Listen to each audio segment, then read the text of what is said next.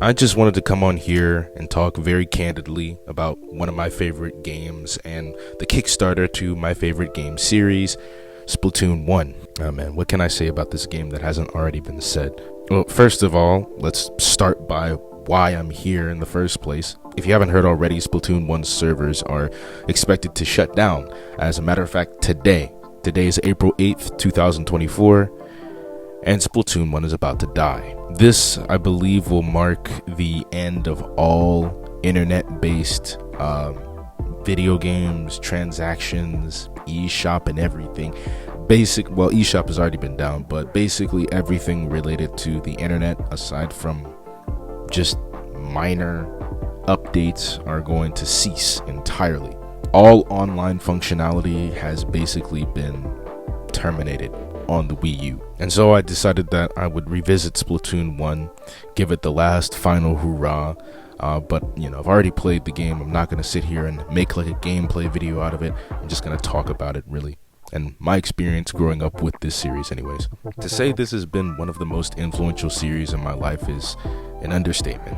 While I didn't necessarily have like the equipment to do YouTube at the time that I was playing Splatoon 1, it is the thing that got me into the series. It's one of the games that firmly cements my position as being a Nintendo nigga. I mean, come on, look at my attire. I got a Splatoon hat, I got a Nintendo 64 shirt on, I got the Inklings and all the Splatoon stuff that I have. Not all of it, but a lot of it in the back. Yeah, and I had to dust off this thing as well. This old freaking thing right here. This big chungus of a controller. Back when I was a kid, probably back in around about middle school, this is 2015 when this came out, I didn't have Splatoon 1 when it first released, so unfortunately I got the game after I missed all the Splatfests, or almost all the Splatfests. I don't remember ever playing any Splatfests in Splatoon 1, but I'd started playing Splatoon 1 either in the latter half of the game's life or towards like almost reaching the later half of the life of this game. When I first saw like the ads for this game on TV and early YouTube at the time, I thought it was a game for girls. I had no idea what this game was about. And as I started like watching more people like cover it on the internet, I started to get really infatuated with it. I was really encapsulated by the world of Splatoon. So I asked for it for either Christmas or a birthday, and man, it was probably one of the best purchases, or not purchases, but it was one of the best gifts that I've ever received from my dad. This was at a time when I was so hardcore into Mario and Sonic, or like me-based games, right? Like Wii Sports and stuff like that. I was not really touching any other games. So for me to have branched out to a series such as Splatoon, that was not necessarily a risk, but it was a huge stepping out point for me. From there, things kind of evolved. This was back in the time where, what was the name? Google Plus was a thing. Google's kind of failed attempt at a social media app.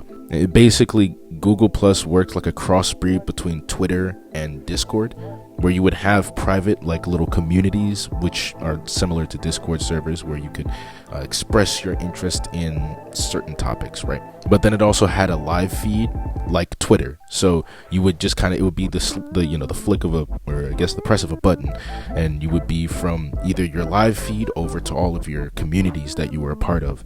And I was part of several communities regarding Splatoon. Most of my online friends actually come from Splatoon or Sonic, one of those two.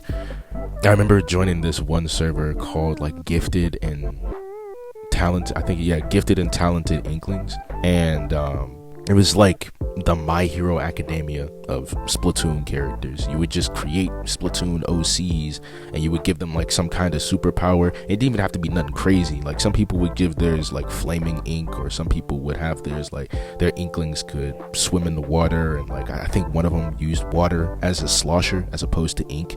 But then it was other like simple stuff, like one character is like really knowledgeable about weapons and stuff like that, basically like a playable Sheldon. Just a bunch of cool, different, dedicated and infatuated people in the Splatoon community. Artists, role players, cosplayers, things of that sort. Just people who really loved this game and still do. I mean, a lot of them Not all, I don't even really keep up with any of them from that time, but I'm sure a lot of them have continued their Splatoon journey on to Splatoon 3. Splatoon 1, I wasn't ever able to get super far into it, unfortunately.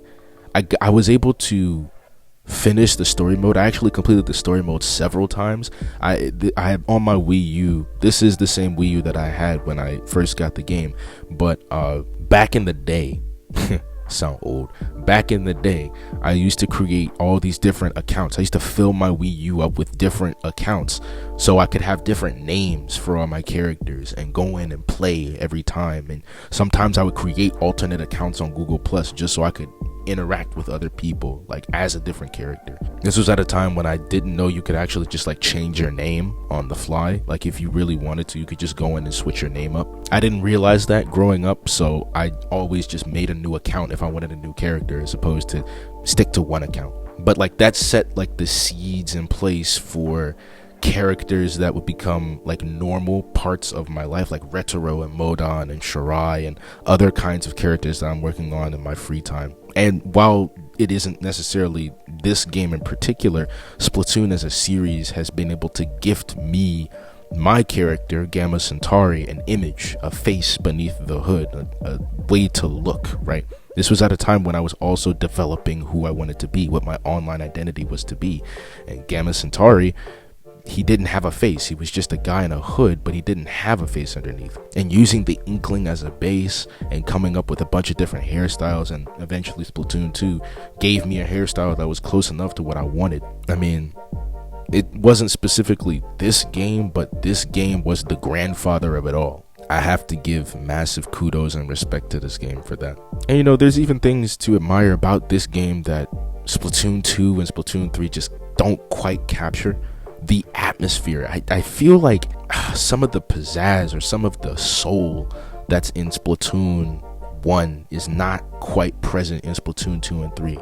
It's like almost like Splatoon 2 and 3 take themselves a little too seriously sometimes. But like there's the most goofy stuff that happens in Splatoon 1. You drop into a level in, you know, the Splatoon 1 story mode and your Inkling's arms, they extend like like 10 feet out. It's funny. It's so stupid and goofy and hilarious, but it reminds you that these are not all of them necessarily are kids. You can make your Inkling whatever age you want them to be, but they're just fun loving, laid back, chill, cool people. They prioritize fun over everything else. And even when I was just like walking through and listening to the music, hearing familiar sounds and whatnot like that, it just reminded me of a certain part of my life that is gone now. Certain part of like that innocence, that childlike nature that just does not exist anymore. I've gotten old. I mean, I've gotten older. I've had to grow up. Basically, I've just had to grow up. But and it's something about this game just screams to me summertime. And I know that that's really the only season that they talk about in Splatoon, but it just always has felt like 2015, 2016, June, July, specifically those 2 months, maybe a little bit of August, but mostly June and July. Like this always has felt to me like summer just started. That's the kind of vibe this game always gave me. Not like May, where it's like, oh, well, you're still kind of going through classes in school. No, like school's been out for a couple weeks. Everybody's hitting Splatoon. Everybody's going to play Turf War. Everybody's, you know, doing whatever. I basically owe where I'm at right now to this game, despite having never talked about it really on my channel, never recorded it on my channel. This is the grandfather, and I have to give it respect. I have to give it kudos. But yeah, despite this game not going to be around anymore, I'm always going to hold fond memories for it.